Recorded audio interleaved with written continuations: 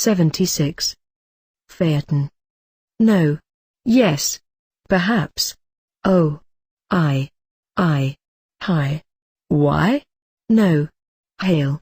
All ye spavined, gelded, hamstrung horses.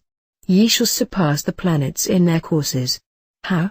Not by speed, nor strength, nor power to stay, but by the silence that succeeds the nay. 162. Commentary. Phaeton was the charioteer of the sun in Greek mythology. At first sight the prose of this chapter, though there is only one dissyllable in it, appears difficult, but this is a glamour cast by Meyer. It is a compendium of various systems of philosophy. No equals nihilism, yes equals monism, and all dogmatic systems, perhaps equals Pyrrhonism and agnosticism, O equals the system of liber legis. See Chapter 0, I equals phallicism, cf. Chapters 61 and 70, I equals Fichteanism, Hi equals transcendentalism, Y equals skepticism, and the method of science. No denies all these and closes the argument. But all this is a glamour cast by Meyer. The real meaning of the prose of this chapter is as follows. No, some negative conception beyond the it spoken of in chapters 31, 49 and elsewhere. Yes, it. Perhaps, the flux of these. Oh, knew it, hate it, rahor or cue it. I, the phallus in Kether.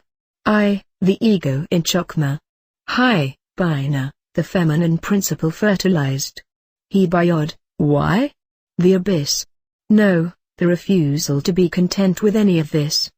But all this is again only a glamour of Meyer, as previously observed in the text, chapter 31. All this is true and false, and it is true and false to say that it is true and false.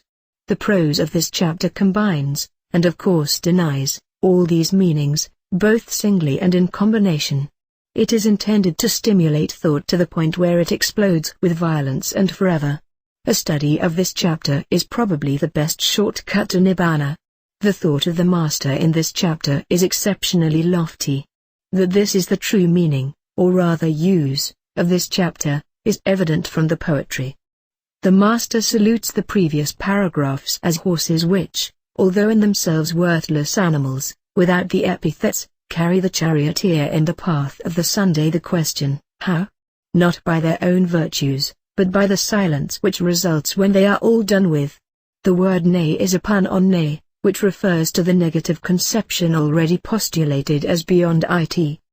The suggestion is, that there may be something falsely described as silence, to represent absence of conception beyond the negative. It would be possible to interpret this chapter in its entirety as an adverse criticism of metaphysics as such, and this is doubtless one of its many sub-meanings.